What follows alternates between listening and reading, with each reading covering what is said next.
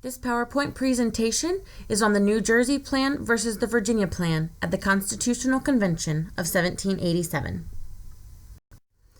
Our objective for this PowerPoint presentation is that students will use the following information and also information from the text to compare the New Jersey Plan and the Virginia Plan, as well as identify which elements were used during the preparation and final drafting of the Constitution of the United States. The video below provides a brief review of the failure of the Articles of Confederation as well as an introduction to the Constitutional Convention of 1787.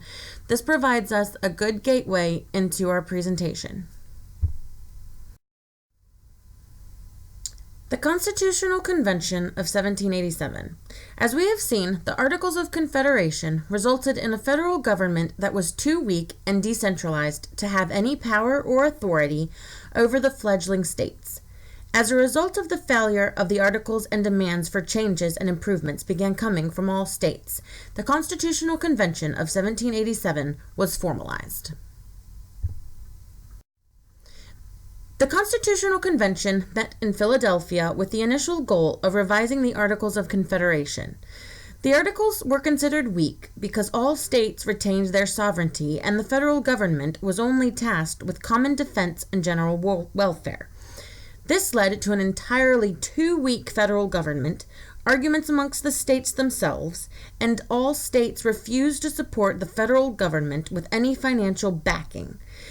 With the independence of the states and the lack of funding and power of the federal government, everyone was working against each other, resulting in an unstable economy and conflicting agreements with foreign powers. This meeting resulted in a debate over voting for government seats as well as the functionality and structure of the new American government. Two plans dominated this debate, the Virginia Plan and the New Jersey Plan. The Virginia Plan favored large states. It was outlined by James Madison and presented at the Constitutional Convention by Edmund Randolph. The Virginia Plan contained concerns and objectives regarding the division of power between the central government and the states. The legislature would be bicameral, or two houses, and representation would be proportional, based upon population.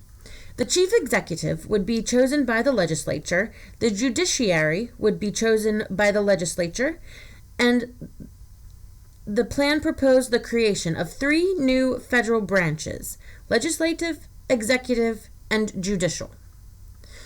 The New Jersey Plan favored small states. It was written by William Patterson and reshaped the Articles of Confederation.